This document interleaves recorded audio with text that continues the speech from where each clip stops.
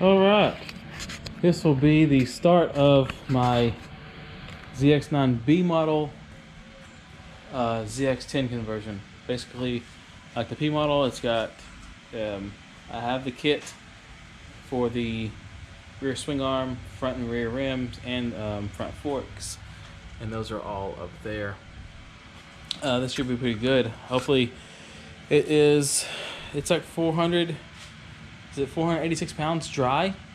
So that's without any kind of fluids in it.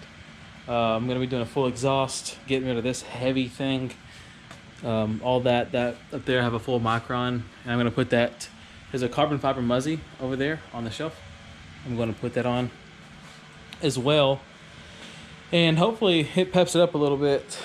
I am going to be selling this, my 91 ZX7. I'm going to attempt to get a side-by-side.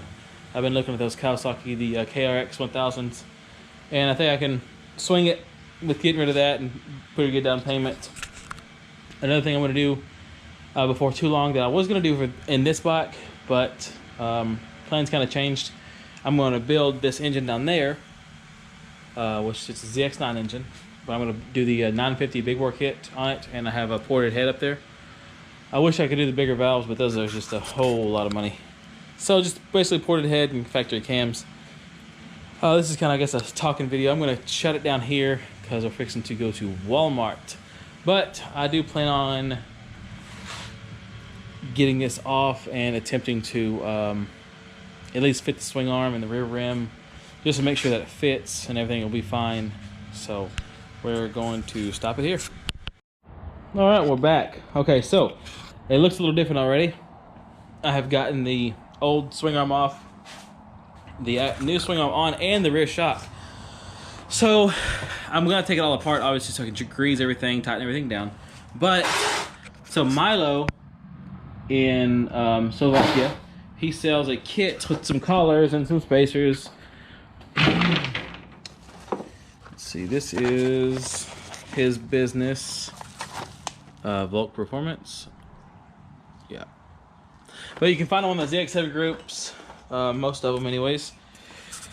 So the kit was originally for the 91, 92.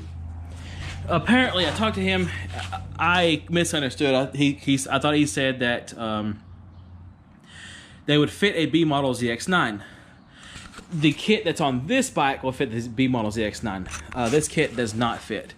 So you can kind of see, let me see, okay. There's collars. So there's actually 3 collars here. There's a collar that's in the frame. There's a collar that's inside the collar that's in the frame. And then there's a collar that's in the swing arm of the ZX10 that originally comes with it. So then that's the ZX10 swing arm pivot bolt. This metal collar in here, I guess, is just kind of a spacer because this has got it looks like a nut, I guess, so you can spin it on the ZX9 that actually it fits right in perfectly. There is plenty of clearance. Milo also sends over a thinner swing arm pivot bolt, and everything seems to work fine. I've talked to a guy on the ZX9 group who's done the front conversion, because these ZX9 forks are actually, I guess, 2 inches longer than these ZX10 forks, so it'll put the rake kind of like this. I am hoping to alleviate that by just lowering the rear end just a little bit, just so it evens it out. Because he said it was really front heavy, and it put a lot of weight on your wrists, which really you're supposed to be doing in your core anyways. But I'm kind of a fat guy, so we don't really use our core much around here. But I just want to kind of come on here, and this is not the green I'm going to be using. It is a very pretty green. This green matched both rims. It matches the frame as well. But yeah, it's not my cup of tea. I'm gonna go back with the original Kawasaki green that came on the ZX10, not the ZX9, but it's just gonna look better. My main concern is matching this paint, or the swing arm paint, to the frame paint. And if anybody's kind of questioning me or themselves, going, why am I doing this? So you swap the rear shock out, and it makes it a world of difference. It's obviously newer. So this is from 97, but 94 to 97 shocks were identical. So if you want to do 94 to 2007, it's 10, 11, 12, I guess 13 years. So 13 years difference in suspension technology, and that's world of difference. I mean, if you look at 2007 MotoGP, their front forks, 2020 ZX10 R1, they all had those front forks. You know, it's ridiculous on the technology that goes on. So this is actually an 0405 because shock, because this reservoir sits up a little higher than this reservoir. This is from the 0607. I guess you could make it work, but I was afraid it would hit the swing arm, so I didn't make it work. You have to do a lot of grinding on the inside of the forks at the bottom. Well, inside of the fork mount for the rear shock. Not enough to hurt the structural integrity of the fork shock itself, but enough to get it on because the ZX9 is a little bit wider. Well, that is about it. My front is up there. Some rear exhaust, new exhaust and forks, they're all up there. And back to the main reason why I'm doing this, the weight savings. So this is the factory ZX9 rear rim, caliper, everything. Compared to this, I guarantee there's 5 to 10 pounds just difference. Just like if you was a new bike with new carbon fiber rims. The swing arm, I guarantee there's another 10 pounds right there. So 10 pounds of rim, possibly 10 or more for the swing arm. I mean, you're losing 30 to 40 pounds, you know. Forks are going to be lighter, just everything all together. The bolts for the ZX10 stuff is going to be lighter. Will be lighter. The dog bones for the suspension will be lighter. Everything on this whole suspension change will be lighter. The ZX9 was heavy as is, but it was about, what is it? I don't know. I think it was 50 or 60 pounds heavier, if not slightly more than the factory model P model ZX7, but it had 140 horsepower versus 120 at the crank, so 20 more horsepower. That's kind of a big difference on a sport bike, especially, you know, nowadays, you know, they're making a big deal about 5 to 7 after you tune them. New bikes like 2020s after the download tune or whatever. So the weight savings from the exhaust alone, I guarantee, is 20 pounds. This factory muffler is ridiculously heavy. I'm going to be putting a Muzzy carbon fiber muffler back on it. And then the new Micron headers will be much lighter than the factory mild steel, because they're rusted, I'm assuming. I think stainless won't rust. But that's about it. I'm going to get off of here and come back later. This is a couple days. This will be a couple day project because I'm not exactly sure how I'm going to get the front off while the back is sitting down. That's a different story. But we're going to get off here and we'll talk to y'all later. And we're back from the last video, the little stint that I did previously. And the front end's off. I have some bad news. So the ZX10 forks, the bottom where these slides into the lower clamp, is larger. I believe it's a 2 to 3 millimeter larger than the factory ZX9 stuff. Water, weird. Okay, sorry, some liquid underneath my other bike. Okay, so I don't know. There's another guy on a ZX9 group that I'm on. He's done the front end conversion, so I'm not sure what exactly he did. I haven't talked to him, so there's no telling what exactly he did. What I'm having to do is, I know the local machine shop guy, a town over, and he is having the hole enlarged on his lathe. So basically 1.5 millimeters, just so it's still a little tight. I can spread it out with a flathead screwdriver and just do it that way, just to make sure everything fits. It's currently lowered in the rear, so it looks low, and I may have to leave it that way because the ZX9 forks are 2 to 3 inches longer. We're fixing to find out right now than the factory ZX10 fork. So line it up right there so you can tell how much longer the ZX9 fork is. So with that being said, it will be in the clamp higher, front end lower. I've had to lower it because even with the ZX9 forks on there, it was raked kind of like this, kind of hard on the wrist. So when I lowered it, it was almost perfect. It was kind of high in the front. So hopefully with the ZX10 stuff on there, and it lowered in the rear, it'll be perfect. And I know it probably will ride a little rough, but hopefully it works out. If it doesn't, worst case scenario, I have to buy another bottom clamp assembly for the ZX9 to have it back factory. I kind of have it in a bad spot in the garage, you know, it's right directly in the middle. This is going to be tough to get out whenever I sell it.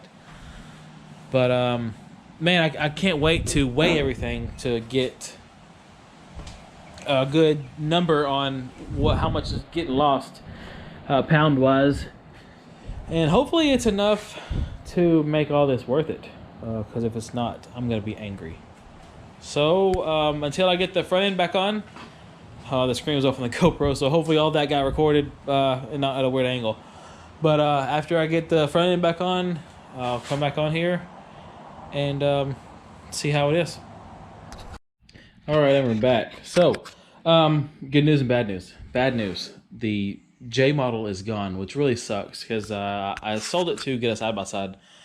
I had sold it for $4,000, which I only had $2,000 in it from building it, and all these 4C ZX7 parts that I had laying around.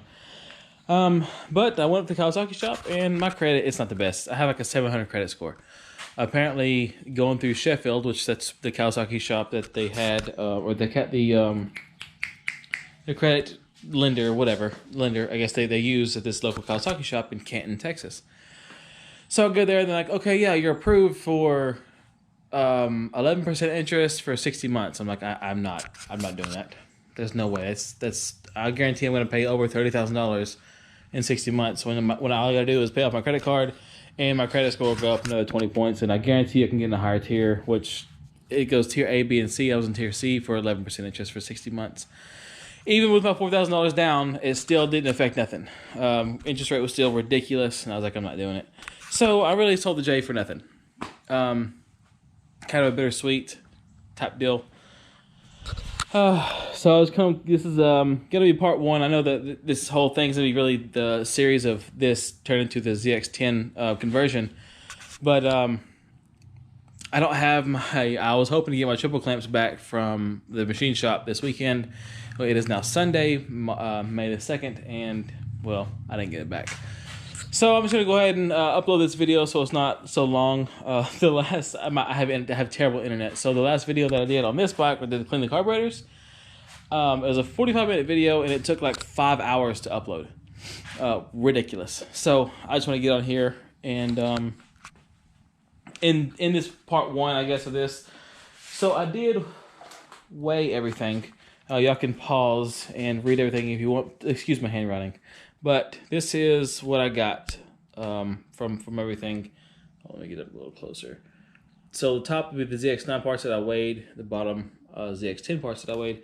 So far, the only thing that I really lost pounds, or gained, I guess, was kind of weird, was the ZX10 swing arm. Was apparently more heavy than the factory ZX9 swing arm by 2 pounds.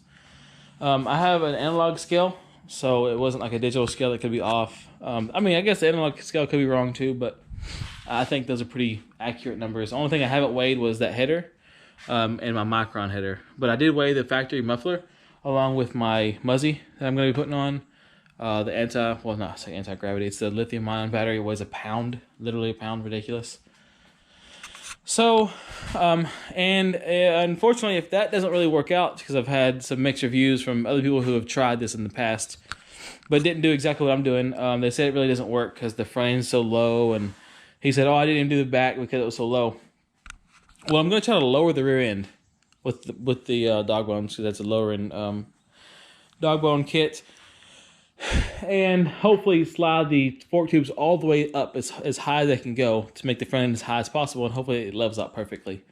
Yeah, it'll be a low bike, but I mean, I got the ZX7 if I want to go to the twisties, and I'm sure this will handle, you know, decent. It won't handle exactly like I want it to or I'd like to, because the ZX10 forks are 2 inches, a whole 2 inches shorter. I actually made a line on my concrete. I can't see it anymore. Okay, so there's a line right there, and there's a line right here, and that was the ZX9 forks. Basically, I just laid the ZX10 forks up there and measured whole 2 inches. So Pretty wild. But I'm going to end this video off here. I know it's kind of all over the place and basically a talking video versus a working video, which I don't really like to do. But as of right now, since I really can't do anything else, and I want to paint that green, not that green, paint the Kawasaki green and paint the swing arm a silver like this. So kind of like a brushed aluminum color. So we're going to get off here and talk to y'all later.